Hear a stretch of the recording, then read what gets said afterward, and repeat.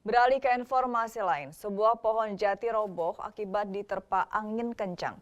Pohon kemudian menimpa rumah seorang warga. Beruntung tidak ada korban jiwa dalam kejadian itu.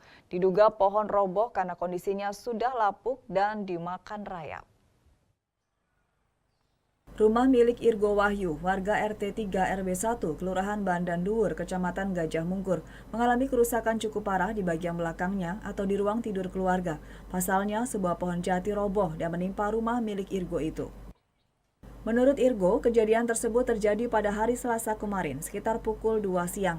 Saat itu angin bertiup kencang dan mengakibatkan sejumlah pohon roboh, salah satunya menimpa rumah miliknya. Pada kejadian itu, rumah dalam kondisi kosong.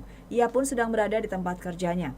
Ia mendapat kabar dari tetangga bahwa rumahnya tertimpa pohon yang tumbang. Itu saya kurang tahu persis, yang tahu malah tetangga-tetangga sebelah-sebelah. Jadi tetangga itu ada yang tahu ada angin kencang.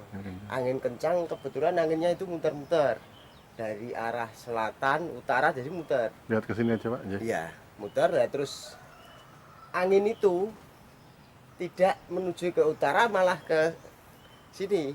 Oh, ke iya. barat muter gini kayunya roboh gitu. Nah, Kondisi pohonnya sendiri? pohonnya sendiri sudah bawahnya udah lapuk, Lapuk, Pak, ya. dimakan rayap.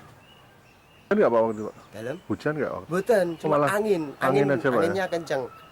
Kejadian kira-kira itu jam 2 siang, kurang lebihnya jam 2 siang. Badan Penanggulangan Bencana Daerah BPBD Kota Semarang langsung merespon laporan dari Irgo. BPBD mengirim bantuan terpal dan bantuan logistik. Terpal saat ini sudah terpasang di atap rumah untuk menghindari curahan air hujan. Beruntung tidak ada korban jiwa dalam kejadian tersebut. Kerugian yang dialami Irgo hanya kerugian materi. Nugroho Setiabudi melaporkan.